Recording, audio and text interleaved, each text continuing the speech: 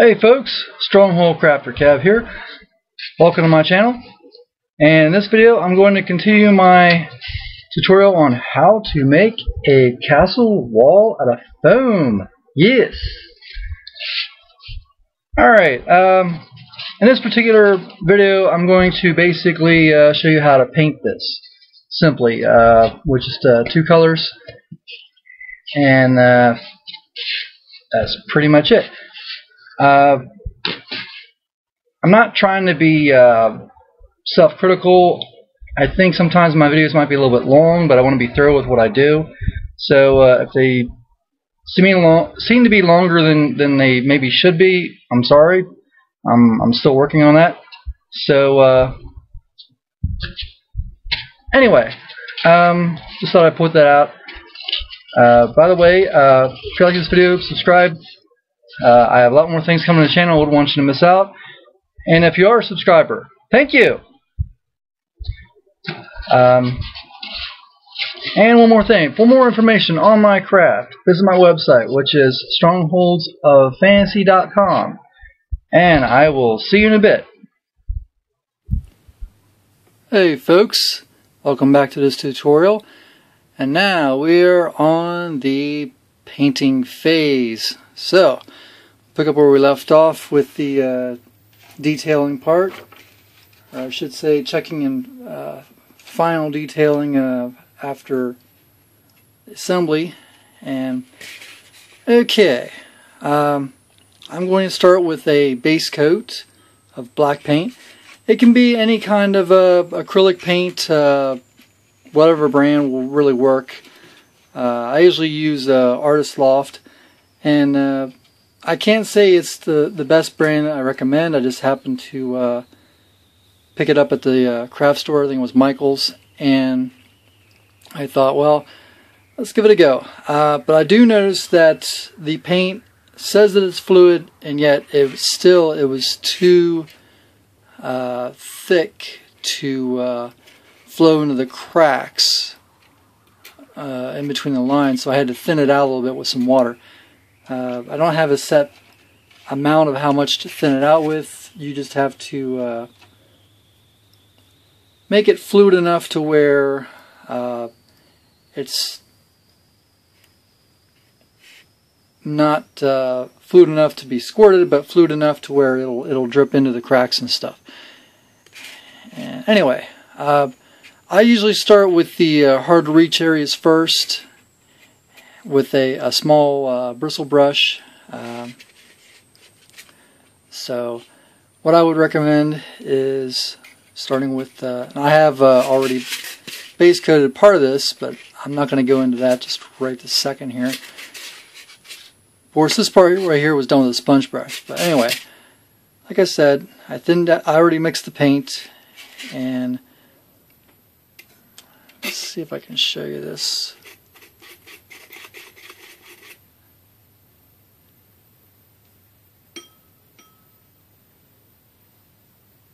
And like they say, a little goes a long way.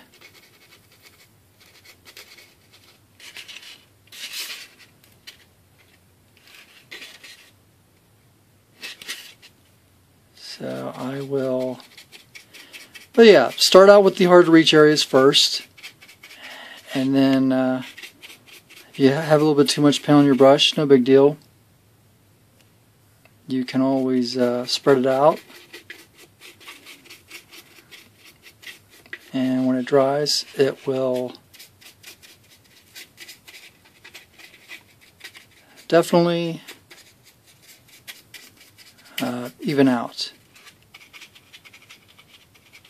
The other danger with mixing with the water is you may thin it out too much to where it won't cover it nicely with the tone you want. And I've done that before where it was black, but it was a thinned black to where it didn't quite look right, so I had to recoat it again. If that happens, you just mix too much water in the paint. No big deal.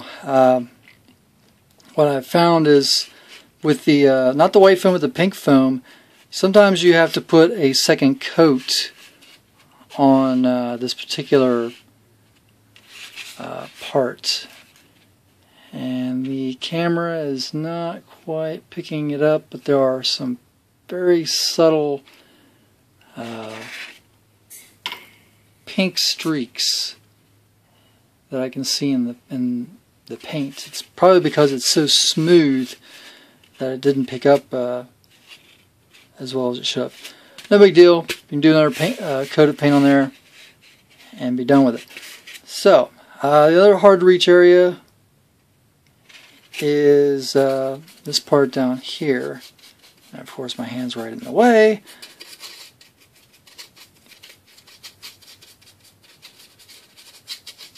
So I will finish this up and show you. Okay, the trim piece there, nice even coat of black. Now you can't even see that there's actually some pink in there, and no big deal. But the goal is to get this totally painted black, and 1 or 2 coats if most. So I will continue this and show how it looks. Hold on. Alright, here we go. I finished the getting the inside parts here, which are hard to reach, and you can see how on the back it looks all blended, and it just makes it, I think, easier in the long run if you do the hard to reach parts first and then work on the easy reach parts next. So, and another tip is to paint one side first while you're holding on to it, and let that dry, and then paint the other side. That way you don't have to worry about getting a lot of paint on your hands, and within less than an hour the paint will dry and you can go back and paint the rest. So for the other broad areas, I use a sponge brush to paint all the rest of it, basically. So you see here I got all the hard to reach parts painted in, and I'm going to go ahead and do a second coat on this runner piece I was talking about. And unfortunately the camera can't pick up the contrast, but you're just going to put basically a smooth coat just like that. And this is a flat black. Once it dries, it'll look flat, and it won't have that shiny look to it. And once you paint your stone color onto it, it won't make any difference at all, basically. So I think we can pretty much get by without retouching this part here too much. Just step a little bit there, but there we go. And I usually start with painting the hard to reach areas with, I'm getting some shadow here. Sorry about that. Okay. When this is being painted, I usually go for the hard to reach areas here and make sure that the where the runner and the Merlon part meet, I make sure that gets a good coat with the paint. Now the other side here, obviously we cover the whole area, and I can show you how easily that pans out. Just, yeah, lay it on there, and if you find it's not quite going into the cracks all the way, just do like a stippling motion, and that should suffice with getting in there. And if you feel that it's not getting in there enough, then put some more paint on your brush and continue. So I will continue this and show how it looks. Hold on. Alright. Here's the castle piece fully painted in the base coat black. And if you notice here, there's some little tidbits of some white here.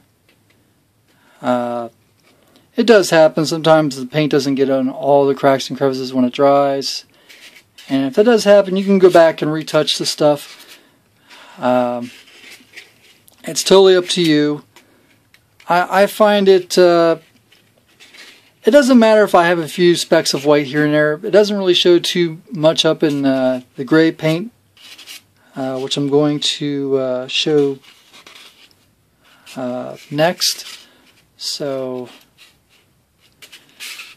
anyway, it's your preference really. So I will show how to do the next step. Hold on.